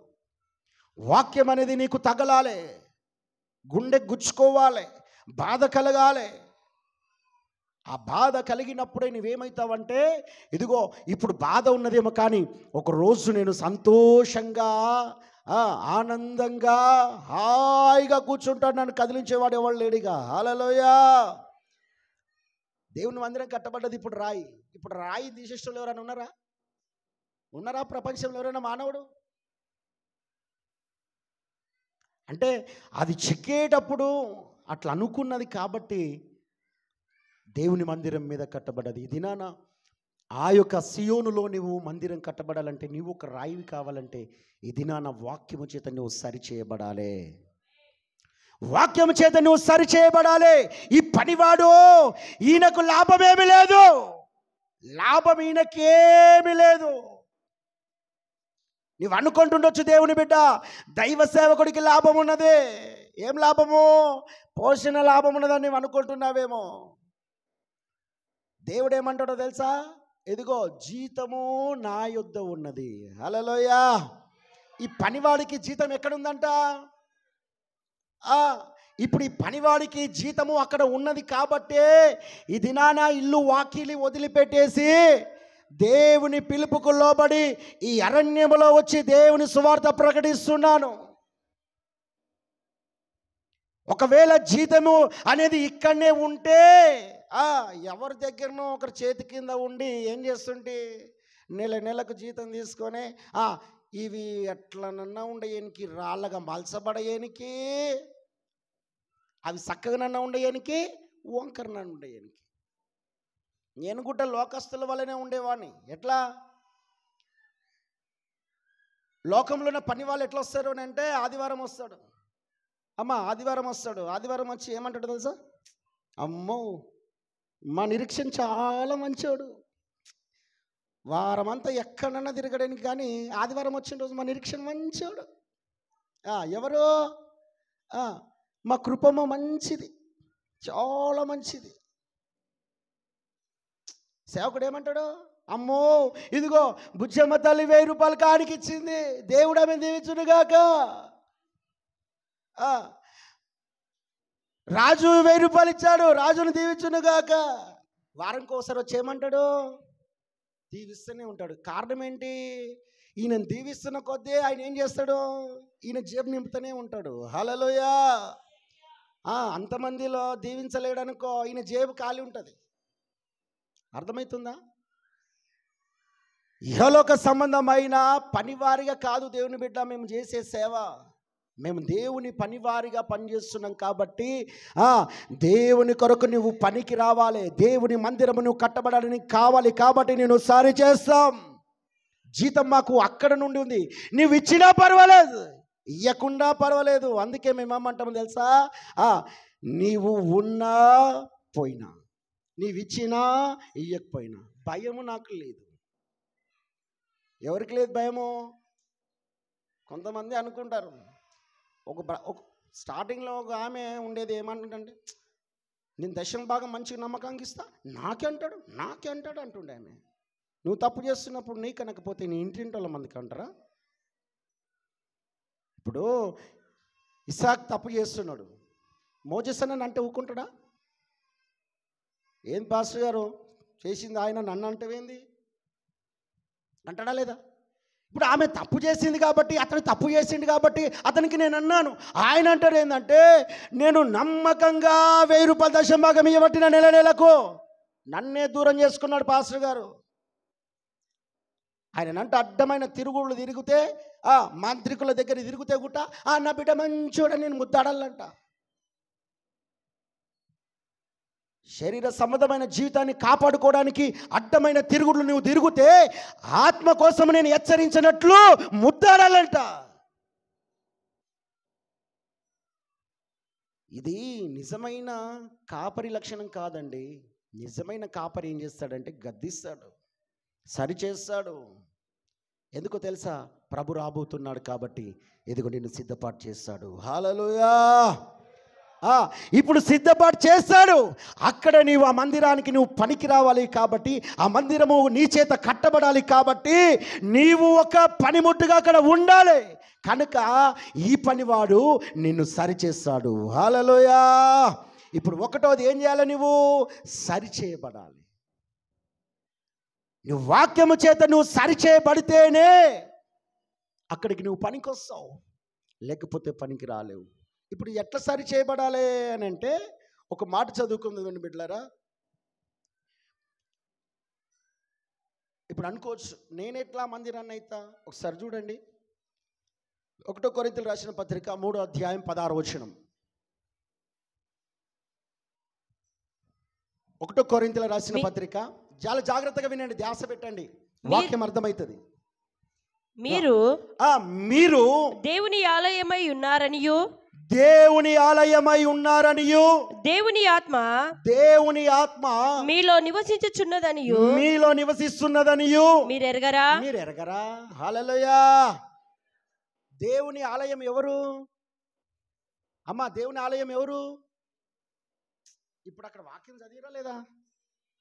మీరు దేవుని ఆలయమై ఉన్నారు. మీ హృదయంలో దేవుని ఆత్మ నివసిస్తూ ఉంది. అంటే ఇప్పుడు మనమందరం దేవుని మందిరమా కాదా? దేవుని మందిరమా కాదా? అయితే దేవుని మందిరమే మనము. ఆ సియోనులో దేవుని మందిరము కట్టబడుతుంది. నీవు మందిరమే కాబట్టి దేవుడు నీలో నివసించాలన్నా, నీతో నివసించాలన్నా, నువ్వు సంతోషంగా ఉండాలన్నా, సమాధానంగా ఉండాలన్నా, యుగ యుగములు ఆనందముతో ఆకలి దప్పులు లేని రాజ్యములో నీవు నివసించాలంటే నిశ్చయముగా నీవు సరిచేయబడాలి. వాక్యము చేత నువ్వు సరిచేయబడాలి. చాలామంది ఏం చేస్తారంటే వాక్యం వింటారు, ఒక చెవున విడిచిపెడతారు. వింటారు, విడిచిపెడతారు. అది సరిచేయబడడం కాదు. వింటున్న వాక్యమును వాక్యానుసారంగా నువ్వు నడవగలిగితేనే అది నీవు వింటున్నట్లు సరిచేసుకుంటున్నట్లు. హల్లెలూయా. ఒకవేళ విని నువ్వు పెడచెవున పెట్టుకున్నట్టు ఉన్న కూడా నువ్వు సిద్ధపాటు కానట్టే, సరిచేసుకున్నట్లే. ఈ మధ్యలో గమనించండి దేవుని బిడ్డలారా, మీ మేలు కోరి చెప్తున్నాను. దైవ సేవకుడి మీద విపరీతమైన ఇష్టానుసారంగా మీరు మాట్లాడుతున్నారు. జాగ్రత్త సుమి. హల్లెలూయా. ఎవరు మాట్లాడుతున్నారో వాళ్ళు సరిచేసుకో. మళ్ళొకసారి ఆ మాట రానీయకుండా జాగ్రత్త పడు. ఎందుకు చెప్తున్నాను నేనంటే, నీ నోటి నుంచి వచ్చిన మాట ఎవరు వింటున్నారు? నేను నా బిడ్డలు కాబట్టి నేను క్షమించేస్తా. హల్లెలూయా. ఇప్పుడు నీవు నా బిడ్డలు కాబట్టి నేను క్షమించేస్తా. ఇప్పుడు ఆయన బిడ్డకు మీరేమన్నా అంటే ఊకుంటాడా? ఇప్పుడు మీకు ఎవరైనా ఏమనంటే నేను ఊకుంటానా? అది అంతే. నన్ను మీరంటే ఆ తండ్రి ఊకుంటాడు. హల్లెలూయా. ఎందుకంటే కాకి పిల్ల చెప్పాలి, కాకి పిల్ల కాకికే మురుపు కదా. కాబట్టి ఆయన బిడ్డ ఆయనకు మురిపాం. కాబట్టి మీరు నోటితో మాట మాట్లాడుతున్నప్పుడు గమనించండి, దైవ సేవకులకి సంఘాలలో ఈ దినాన ఇష్టానుసారంగా మాట్లాడుతూ ఉంటాడు. ఒక్కొక్కరైతే ఒక్కొక్క సేవకుడు వనంతు చూస్తా, వాడెవడు మాకు చెప్పడానికి? వాడెంత నా ముందు, వాడు బచ్చగాడు, వాడు ఇంత, వాడంతా అని మాట్లాడుతుంటారు. గమనించండి, అలాంటి మాటలు ఆడితే నువ్వు అక్కడ మందిరం కట్టబడడానికి పనికి రావు. సరిచేస్తున్న ఆ సేవకుడికే నీవు ఉల్టా పల్టా బూతులు మాట్లాడుకుంటూ ఉంటే నువ్వు పరలోక పట్టణానికి ఏం అవసరత వస్తావు? లోక మనుషుడని పక్కన పెట్టో, దేవుని బిడ్డ, దేవుని పనివాడని మొదటిగా నువ్వు గుర్తెరుగు. అప్పుడు నిశ్చయంగా నువ్వు సరిచేయబడతావు. ఈయన దైవ సేవకుడు, దేవుని పనివాడు. ఆ పనివాడు వచ్చింది నా గురించి నన్ను సరిచేయడానికే. కాబట్టి సరిచేయడానికని నువ్వేం చేయాలి? అప్పచెప్పుకోవాలి. హల్లెలూయా. బంగారం ఎంతమంది దగ్గర ఉంది? వామ్ము, నాకేం వద్దు తల్లి. హల్లెలూయా. నాకేం వద్దు బంగారము. నేను అంటున్నాను, బంగారం ఎవరి దగ్గర ఉంది? అందరి దగ్గర, చాలామంది దగ్గర ఉంది. దేవుడు మిమ్మల్ని ఆశీర్వదించాడు, వేసుకోండి, తప్పులేదు. ఒకవేళ ఆ సియోను కొండ కావాలనుకుంటే సమర్పించుకోండి, అది దేవుడు మీకు ఆశీర్వదిస్తాడు. హల్లెలూయా. సియోనులో నేను ఒక రాయిని కావాలి, ఈ అలంకరణ కాదు నాయనా, నేను ఆత్మీయ అలంకరణ చేసుకుంటాను, ఆత్మను అలంకరణ చేసుకుంటాను అని అనుకుంటే మీరు త్యాగం చేయండి, వద్దనను. కానీ ఇప్పుడు మీ ఒంటి పైన ఉన్న ఆ బంగారము ఇప్పుడు ఏం చేస్తుంది? అది అలంకరించబడి మెరుస్తుందా లేదా? ఇప్పుడు అది చూసినప్పుడల్లా అందరు చూసినప్పుడల్లా ఏమవుతుంది, అబ్బా ఎంత బాగున్నాయి కమ్మలు, ఎంత బాగున్నాయి కమ్మలు, ఎంత బాగున్నాయి కాళ్ళ పట్టీలు, ఎంత బాగున్నాయి ముక్కు పిల్లలు అని అంటారా లేదా? ఇప్పుడు అంత అలంకరించబడడానికి బిస్కెట్ బంగారం వచ్చి నీ చెవులో పడ్డదా? బిస్కెట్ బంగారం వచ్చి చెవులో పడ్డదా, చేతుల్లో పడ్డదా, కాళ్ళలో పడ్డదా? ఇప్పుడు ఆ బిస్కెట్ బంగారం ఏమైపోయిందంటే కింటలు కొద్ది ఉన్న బంగారము మొదటిగా కట్ చేయబడి కరగబడ్డ తర్వాత సాగింది, ఇట్లా మిషన్లో ఇస్తే సాగదీస్తే సాగింది, తర్వాత పట్క తీసుకొని కట్ చేస్తే చిన్న ముక్కలైంది. నీ ముక్కుకు నీ చెవుకు అందం ఎట్లా వస్తుందో ఆ వ్యక్తి ఇప్పుడు ఏం చేశాడు, దాన్ని సిద్ధపాటు చేశాడు. హల్లెలూయా. ఇప్పుడు ఆయన సిద్ధపాటు చేశాడు కాబట్టే, అది లొంగి ఉన్నది కాబట్టే ఈ దినమున నీ ఒంటి మీదకి వచ్చి అది మెరుస్తుంది. ఒకవేళ ఆ సిద్ధపాటు చేసేటప్పుడు అది వంకరడింకర తిరిగి ఒకవేళ నేను కరగను అని గట్టిగా ఉంటే ఏమవుతుంది? ఇది బంగారం కాదు, ఇది ఇనుమున్నది కాబట్టి, ఇత్తడి ఉంది కాబట్టి ఏం చేస్తాడు, తీసి పక్కకు పడేస్తాడు. ఇది బంగారం కాదు, బంగారం అయితే ఏమవుతుంది, కరుగుతుంది. మళ్ళీ ఇది బంగారం కానట్లున్నది, ఇది ఏదో ఉన్నది కాబట్టి దీన్ని పక్కకు పడేస్తామని పక్కకు పడేస్తాడు. అందుకే దేవుని బిడ్డలారా, ఆ పరలోక పట్టణంలో నువ్వు అలంకరించబడాలంటే, నువ్వు కనబడాలంటే, నువ్వు మెరవాలంటే నిశ్చయముగా నీవు సరిచేయబడాలి. హల్లెలూయా. అది ఎంత నొప్పి అయినా పర్వాలేదు, ఎంత బాధ అయినా పర్వాలేదు, ఎంత శ్రమ అయినా పర్వాలేదు, ఎంత శ్రమ అయినా పర్వాలేదు. ప్రతి కూడిక పెడుతుంది కూడా అలంకరణ కోసమే, నీ అలంకరణ కోసమే.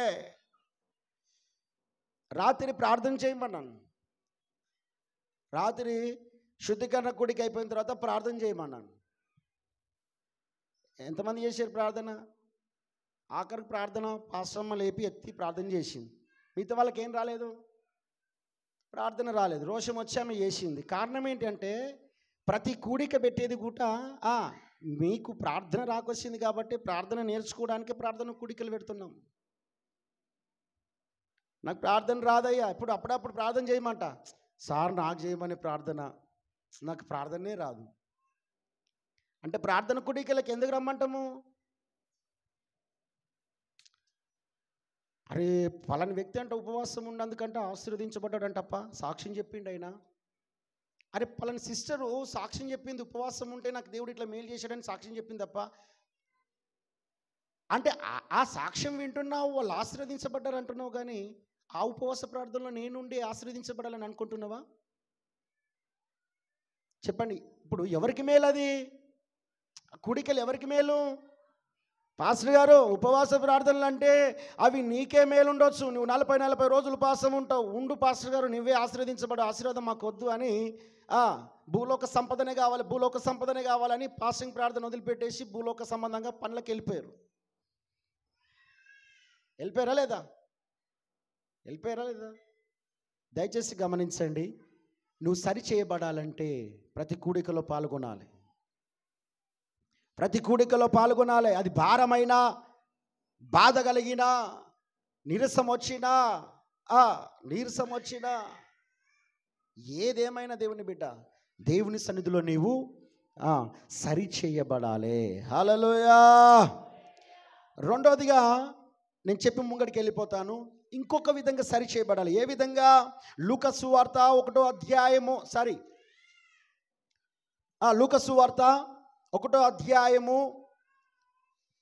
78వ వచనం.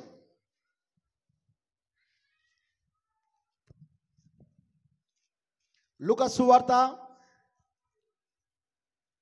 1వ అధ్యాయము 78వ వచనం. మరియు ఓ శిశువా, నీవు సర్వోన్నతి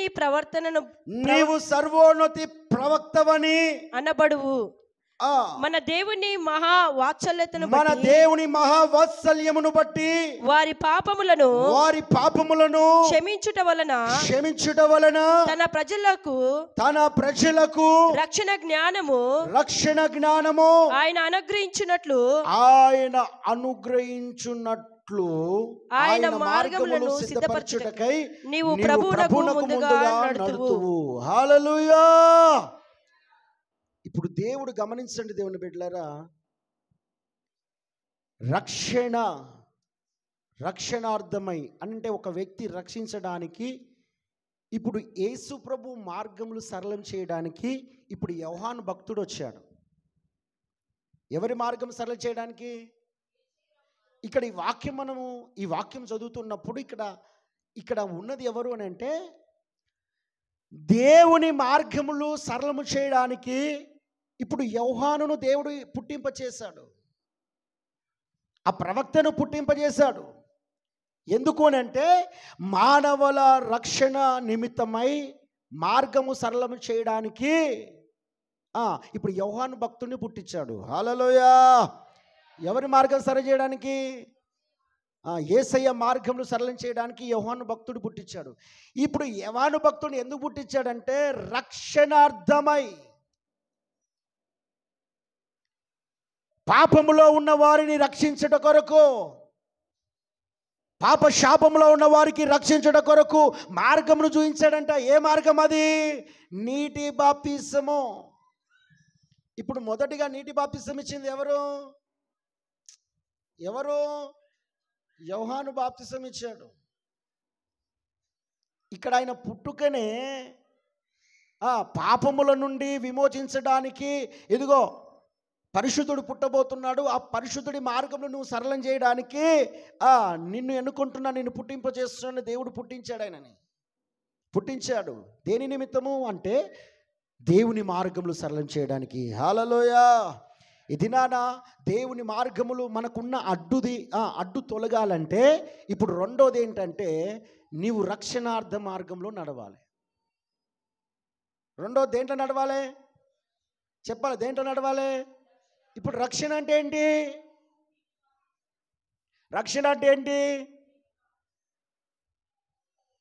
అదే మార్కు సువార్తలో, మత్తయి సువార్తలో కానీ చాలా చోట్ల ఉన్నది.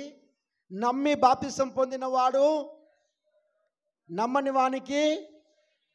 ఇప్పుడు వినండి, రక్షణ అంటే ఏంటి? నమ్మి బాప్తిసము పొందిన వాడు రక్షింపబడును, నమ్మని వానికి.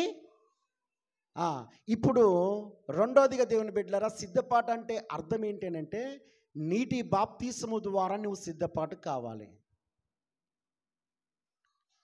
నీటి బాప్తిసము ద్వారా నువ్వు సిద్ధపాటు కావాలి.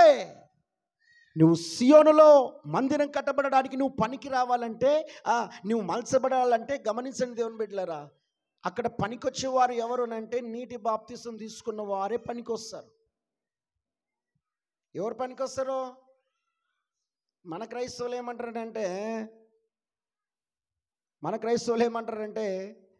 మేము పుట్టుక నుండి క్రైస్తవం సార్. ఎప్పటి నుండి? మా తాత ముత్తాతల నుంచి క్రైస్తవం సార్. మళ్ళీ బాప్తిసం తీసుకున్నావా? మాకెందుకు బాప్తిసం, మేమే క్రైస్తవులం.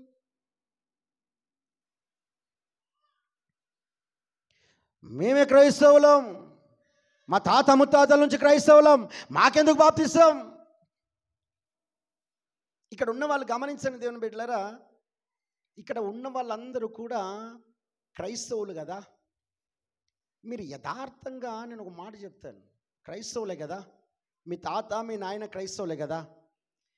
మీ నాయన మీ తాత క్రైస్తవుడైతే నీవు ఇంకా రక్షణ తీసుకోకోసినావు అని అంటే ఇప్పుడు నీవు సరిచేయబడుతున్నావా, సిద్ధపడుతున్నావా లేదా? పడినట్లా, సిద్ధపడనట్లా? అమ్మా వినండి. హల్లెలూయా. ఇప్పుడు ప్రభు అయిన యేసు ఏం చేస్తున్నాడు? రాబోతున్నాడు. సమాధానం చెప్పండి. ఏం చేస్తున్నాడు? ఇప్పుడు రాబోతున్నాడు కదా. అయితే ఇప్పుడు ఆయనతో నువ్వు ఎదుర్కోవడానికి, ఆయన వెంబడి నువ్వు వెళ్ళడానికి నువ్వు సిద్ధపడ కలిగి ఉన్నావా? ఇప్పుడు దేవుడు అంటాడు వాక్యము చేత నువ్వు చేయబడాలి. రెండోదిగా నీటి బాప్తిసము ద్వారా నువ్వు సరిచేయబడాలి. పరలోకంలో మందిరం కట్టాలంటే నేను కూడా ఒక రాయిగా ఉండాలి పాస్టర్ గారు అంటారు, కానీ రక్షణ మాత్రం నాకు వద్దు పాస్టర్ గారు అంటారు. రక్షణ లేని వాళ్ళు ఎంతమంది ఉన్నారు ఒకసారి చేయలేపండి. రక్షణ లేని వాళ్ళు, నీటి బాప్తిసం లేని వాళ్ళు ఎంతమంది ఉన్నారు? ఎవరు లేరా? తీసుకున్న మీరంతా? దేవుడు మిమ్మల్ని దీవించి ఆశీర్వదించును గాక. బాప్తిసం తీసుకోనని వాళ్ళు ఎంతమంది ఉన్నారు అని అడిగాను నేను.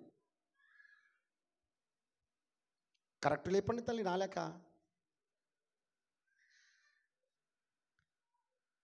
అయితే నేను అంటాను, మనం క్రైస్తవులమే కదా అంటే, ఇప్పుడు అర్థం నువ్వేం చెప్తున్నావు అని అంటే, యేసయ్య రావడానికి వచ్చి పోవడానికి నాకు సంబంధం లేదు. అకస్మాత్తుగా వస్తాడంటున్నావు కదా పాస్టర్ గారు, రావడానికి పోవడానికి నాకేం సంబంధం? మొదటిసారి ఎట్లా వచ్చాడో, నా కోసం ఎట్లా రక్తం కార్చాడో, ఎట్లా ప్రాణం పెట్టాడో, రెండోసారి వచ్చి కూడా నేను అవసరం అనుకుంటే తీసుకుపోవడానికి, లేదంటే వదిలిపెట్టడానికి పాస్టర్ గారు నాకు రక్షణ అవసరం లేదు. ఇదే భాషనా? పోయిన నెలంతా బాప్తిసం తీసుకుంటామన్నారండి. బాప్తిసం తీసుకుంటాం అంటే నేను అనుకుంటే బాప్తిసం తీసుకుంటారేమో నా పిల్లలు అని చెప్పేసి ఉపవాస ప్రార్థన రోజు బాప్తిసాలు ఉన్నాయి అని ప్రకటిస్తే, బాప్తిసం తీసుకున్న వాళ్ళు ఒక్కలన్న వస్తే అసలు కంటి కాదు కదా. అసలు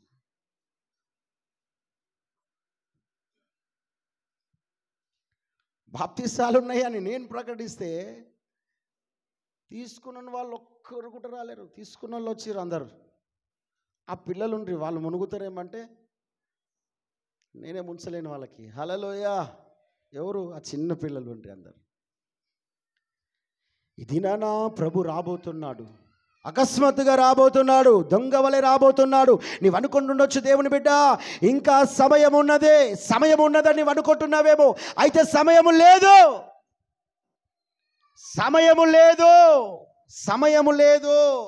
ఇదే రక్షణ దినము. హల్లెలూయా. నేడే రక్షణ దినము. నీవు ఎప్పుడు పోతుందో తెలియదు, ఆయన ఎప్పుడు వస్తుందో తెలియదు. ఇది అనుకూల సమయము. వాక్యం వింటున్నా దేవుని బిడ్డ, దేవుడు నిన్ను హెచ్చరిస్తున్నాడు. ఎందుకో తెలుసా? ఆయన ప్రేమ కలిగిన దేవుడు. అందుకే నీకు ప్రేమ చేత హెచ్చరిస్తున్నాడు. నీకు హాని చేయ తలంచడు ఆయన. ఒకవేళ హాని చేయ తలంస్తే ఆయన పనివాడి అనేవాడు, నన్ను ఎన్నుకునేవాడు కాదు, నీకు హెచ్చరించేవాడు కాదు. ఆయన నిన్ను ప్రేమిస్తున్నాడు కాబట్టి నా ద్వారా నీకు హెచ్చరిస్తున్నాడు. ఇదే రక్షణ దినము, నేడే రక్షణ దినము. సిద్ధపడు, ప్రభు రాబోతున్నాడు. ఆయనను ఎదుర్కొని ఆ సియోనులో నువ్వు మందిరం కట్టబడడానికి నువ్వు సిద్ధపడు. ఇంకా నీలో నిర్లక్ష్యం అనేది ఏమైనా ఉన్నదేమో, వాక్యము చేత సరి చేసుకొని సిద్ధపడు. మూడోదిగా దేవుని బిడ్డలారా, త్వరపడి నేను ముగించేస్తాను. మత్తయి సువార్త 25 అధ్యాయం 10వ వచనం.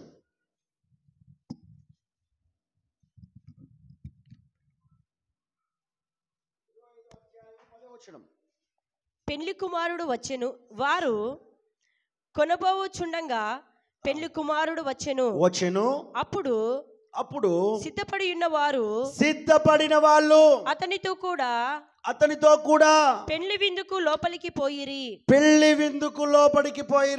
అంతటా తలుపు వేయబడెను. ఆ తరువాత తక్కిన కన్యకలు వచ్చి అయ్యా మాకు తలుపు తీయమని అనగా అతడు మిమ్మలను నేను ఎరగనని మీతో నిశ్చయముగా చెప్పుచున్నాను. చప్పట్లు కొట్టి దేవుని మహిమపరచుదాం. ఇప్పుడు పెళ్లి కుమారుడు వచ్చాడంట. ఇప్పుడు ఆ పెళ్లి కుమారుడు వచ్చినప్పుడు సిద్ధపడిన వాళ్ళు తనతో కూడా వెళ్ళారంట. ఎక్కడికి వెళ్ళారు అన్నలారా, తమ్ముళ్ళారా చెప్పండి, ఎక్కడికి వెళ్ళారు? పెళ్లి కుమారుడు వచ్చాడు, సిద్ధపాటు కలిగిన వాళ్ళు ఇప్పుడు ఎవరితో పోయారు? పెళ్లి కుమారుతో వెళ్ళిపోయారు.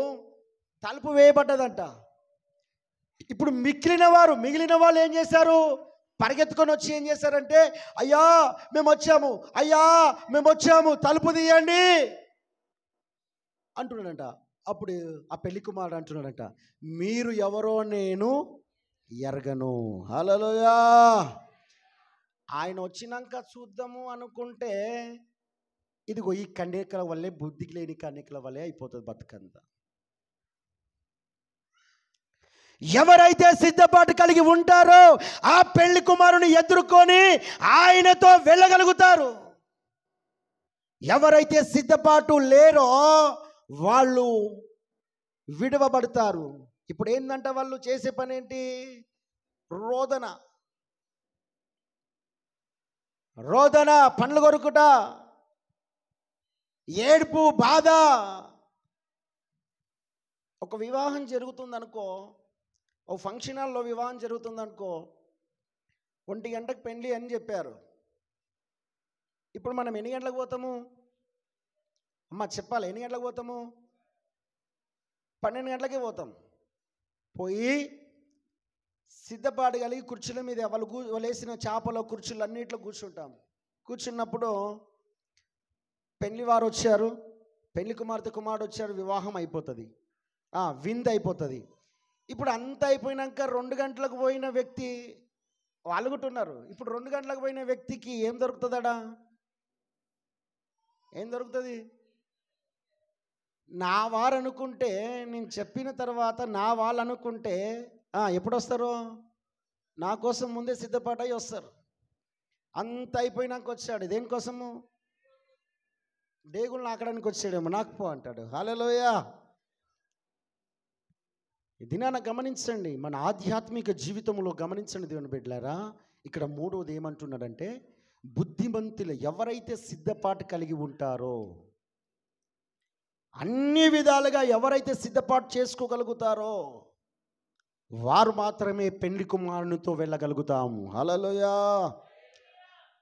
ఎవరైతే పెళ్లి కుమారుతో వెళ్ళగలుగుతారో వారు సంతోషంగా సమాధానంగా ఆయనతో ఉండగలుగుతాం. ఎవరైతే విడవబడుతున్నారో వాళ్ళ పరిస్థితి ఏంటంటే, ఆ చీకట్లో పళ్ళు కొరుకుట, ఏడుపు తప్ప ఏమీ లేదు. అందుకే ఈ మధ్యాహ్నకాల సమయంలో దేవుని బిడ్డ, నువ్వు సిద్ధపాటు కలిగి ఉండాలని ప్రభు ఉద్దేశం. సిద్ధపాటు కలిగి నువ్వు రెడీ ఉండాలన్నది ఆయన ఆలోచన. అందుకే ఈ పని వారి చేత హెచ్చరిస్తున్నాడు.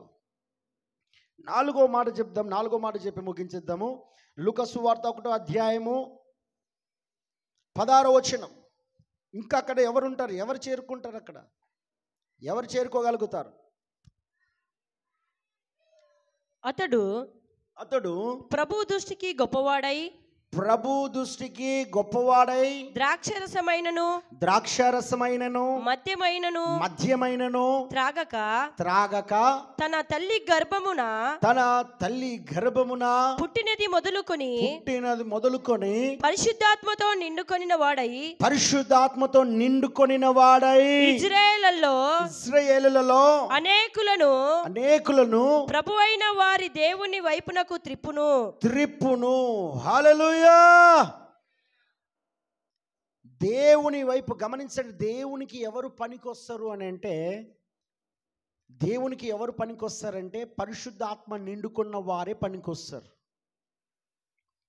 పరిశుద్ధాత్మ చేత నింపబడిన వారే దేవునికి పనికొస్తారు, దేవుని పని చేయగలుగుతారు.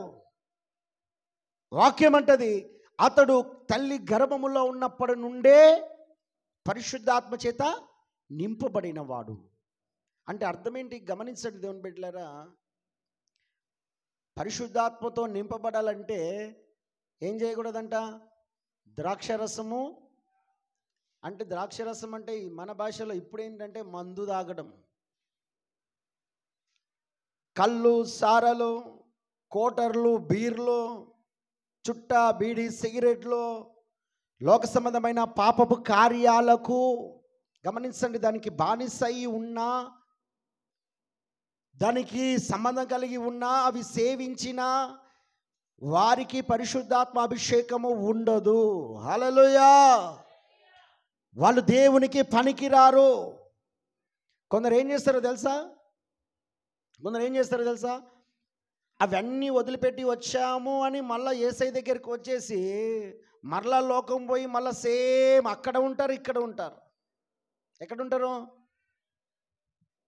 నేను కొందరు చూపెడతాను దేవుని బిడ్డలారా, ఎప్పుడైనా ప్రభు చిత్తం అయితే కరెక్ట్ డైరెక్ట్ కల్పిస్తాను. ఆయన చేసే కార్యాలు కూడా మీకు చూపెట్టిస్తాను. ఆయన బాప్తిసం తీసుకున్నాడు, బల్ల తింటాడు, వారమంతా తాగుతాడు, ఆదివారం పరిశుద్ధంగా చర్చికి వెళ్తాడు. బల్ల రోజు మళ్ళీ ఎక్కడ కూర్చుంటాడు? బల్లలో కూర్చుంటాడు. ఇప్పుడు అవి అన్నీ వదిలిపెట్టేసే కదా దేవుని అంగీకరించింది, అవి అన్నీ దూరం కావాలనే కదా మళ్ళీ ప్రభు దగ్గరికి వచ్చింది. అట్లాంటిది మళ్ళీ ఏమంటాడంటే ఆయన అక్కడ ఉంటాడు, ఇక్కడ ఉంటాడు. నేనంట అక్కడుంటోళ్ళు ఇక్కడ ఉంటోళ్ళు రెండు దిక్కులో ఉంటామంటే కుదరదు. హల్లెలూయా. పరిశుద్ధాత్మ అభిషేకం నీ మీద పనిచేయదు. లోక సంబంధమైన ఆలోచన ఏది కలిగి నువ్వు ఉన్నా ఆత్మ నీలో పని చేయదో.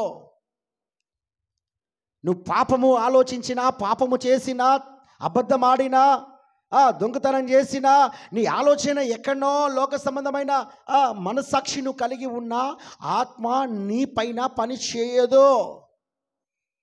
పరిశుద్ధాత్మ నీలో ఉండదు. చాలామందికి పరిశుద్ధాత్మ పొందుకోండి అని దైవ సేవకుడు ఆత్మచేత ఆరాధిస్తూ, పాటల చేత అలరిస్తూ, డ్రమ్ము చేత అలరిస్తూ, రకరకాల ప్రయత్నాల చేత ఆత్మచేత నింపబడడానికి ప్రయత్నం చేస్తుంటే కూడా కొందరు ఆత్మ పొందుకోరు. కారణం ఏంటో తెలుసా? ఆ హృదయంలో ఏదో ఒక సనుగు గునుగు ఉంటుంది. ఆ సనుగు గునుగు వలన ఈ దినాన నువ్వు ఆత్మ పొందుకోలేకపోతున్నావు. ఏదో ఒకటి ఉన్నది. ఆత్మ నీ మీద పనిచేస్తలేదు అని అంటే కొందరు ఏం చేస్తారు తెలుసా? ఆరాధించమంటే కళ్ళు తెరిచి చూస్తారు, పక్కలలోకి చూస్తారు, ఇట్లా గుడ్ల గూబలు ఇంత తెరిచి ఇట్లా చూస్తుంటారు. మళ్ళీ పాస్టర్ గారు చూడండి అడిగే మళ్ళీ తృగ్న మళ్ళీ కళ్ళు మూసుకుంటారు. ఆత్మ పొందుకోండి అని అంటే కొందరు ఏం చేస్తారు తెలుసా? పిల్లల మీద ఆశ. పిల్లలు ఏం చేస్తున్నారు? కొందరేమో పక్కలను చూస్తారు, కొందరేమో పిల్లలను చూస్తారు, కొందరు ఏం చేస్తారు తెలుసా?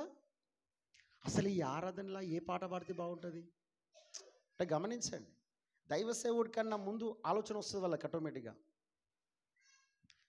అంటే రకరకాల తలంతు ద్వారా ఇక్కడ ఉన్న అభిషేకం నువ్వు పొందుకోలేకపోతున్నావు.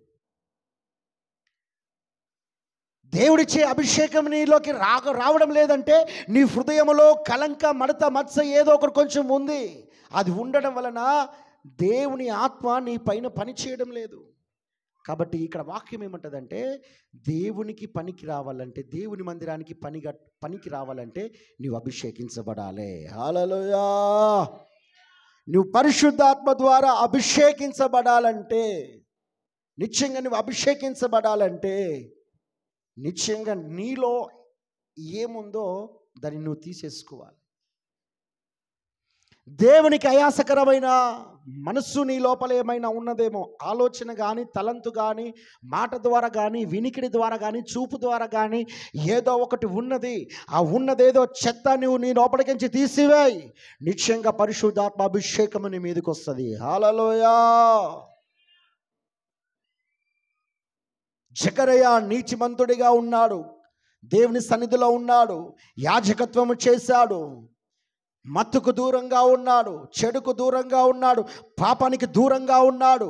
కాబట్టి తన కుటుంబానికి పరిశుద్ధాత్మ తోడుగా ఉన్నది. హల్లెలూయా. ఈ దినాన పరిశుద్ధాత్మ కూడా నీకు తోడుగా ఉండాలంటే నిశ్చయంగా ఈ కుటుంబం వల్ల నువ్వు జీవించాలని ప్రభు కోరుకుంటున్నాడు. ఆఖరిగా ఇప్పుడు సిద్ధపాటు కలిగిన వాళ్ళు అక్కడికి వెళ్తారు, ఆత్మ కలిగిన వారు వెళ్తారు. ఓకే, ఇప్పుడు ఆఖరికి ఒక మాట చెప్తాం ఏంటంటే, ఇప్పుడు ఆయనతో సిద్ధపాటు కలిగి వెళ్ళిన వాళ్ళు ఆయనతో ఉండగలుగుతారా, ఉండలేరా? చూద్దాం ఒకసారి. ప్రకటన గ్రంథము 19వ అధ్యాయము 17వ వచనం. ఆఖరి నేను చెప్పేసి ముగించేస్తాను. 19వ అధ్యాయము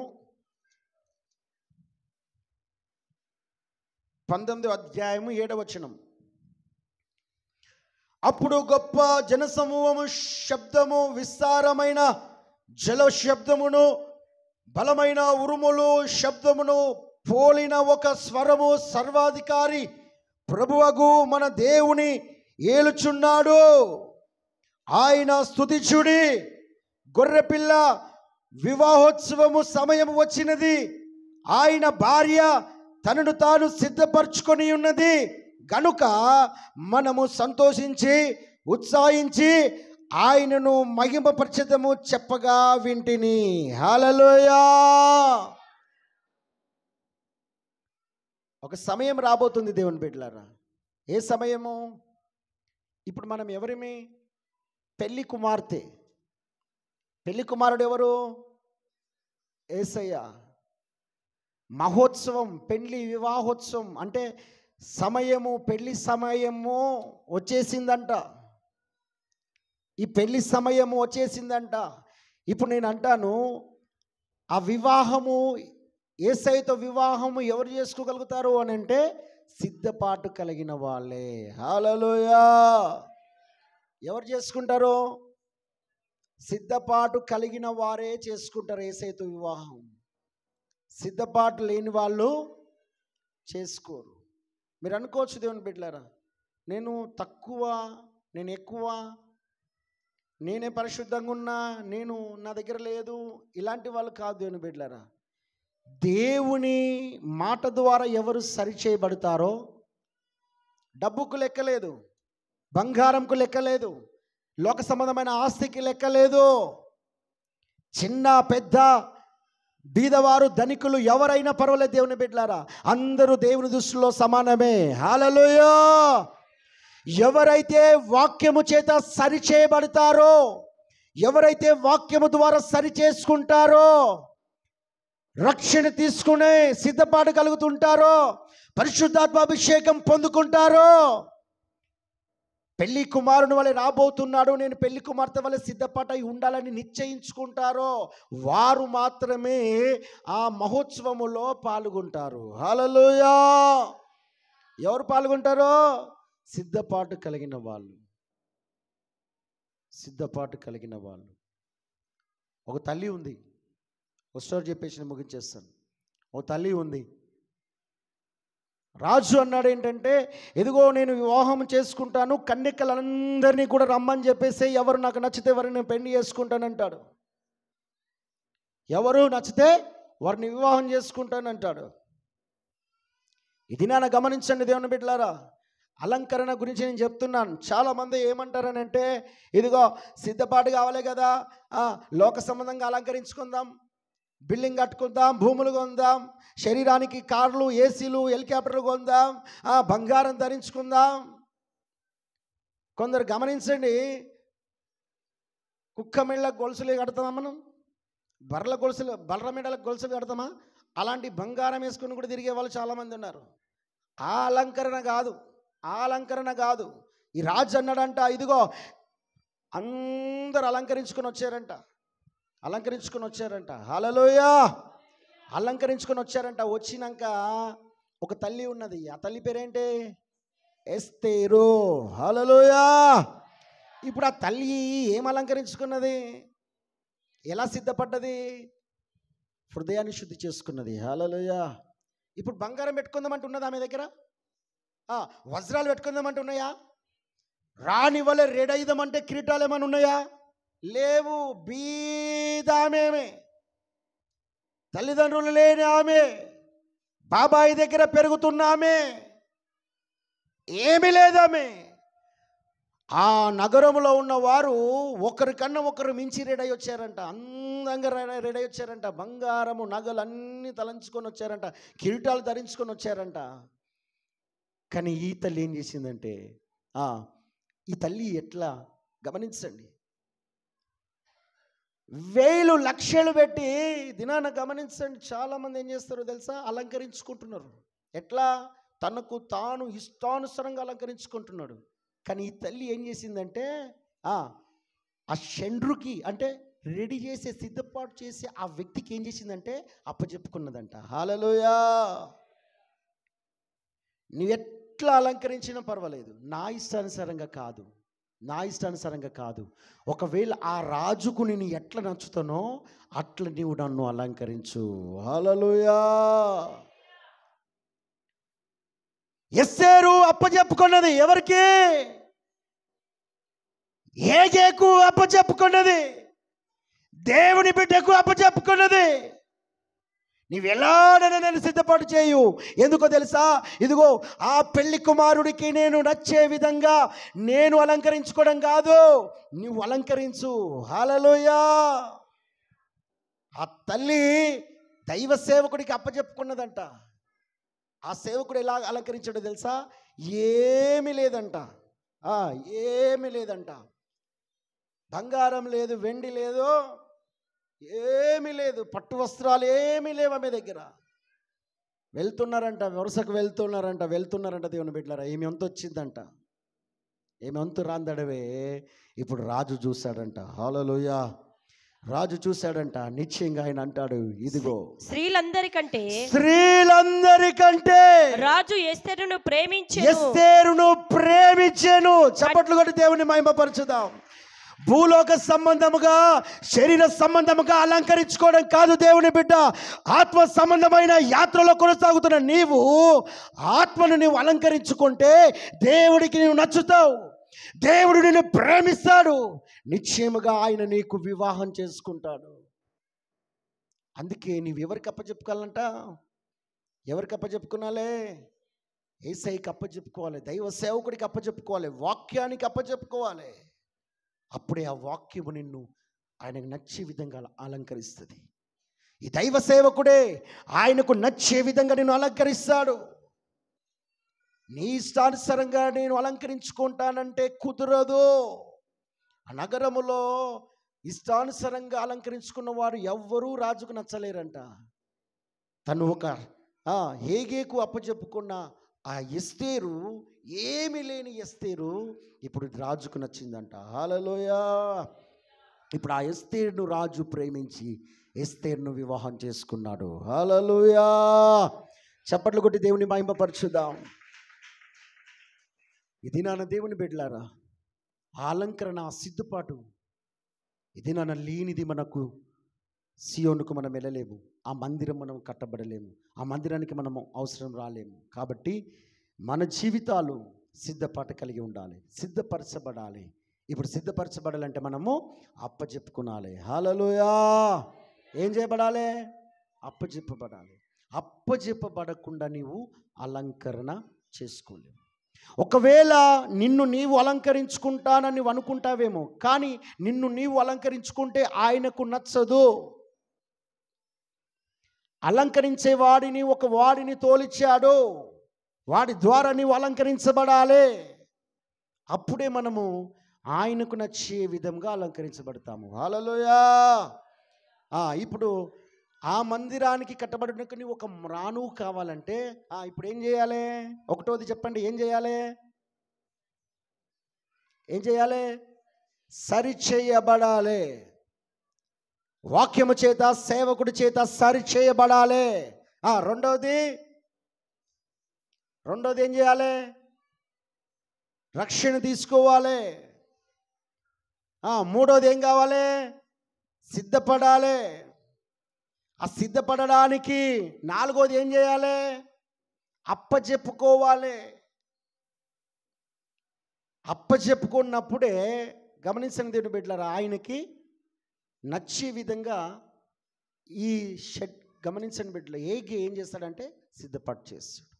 ఇప్పుడు సిద్ధపడిన తర్వాత సిద్ధపడిన వారే మహోత్సవమైన విందులో, ఆ పెళ్లి విందులో, మహోత్సవంలో పాల్గొని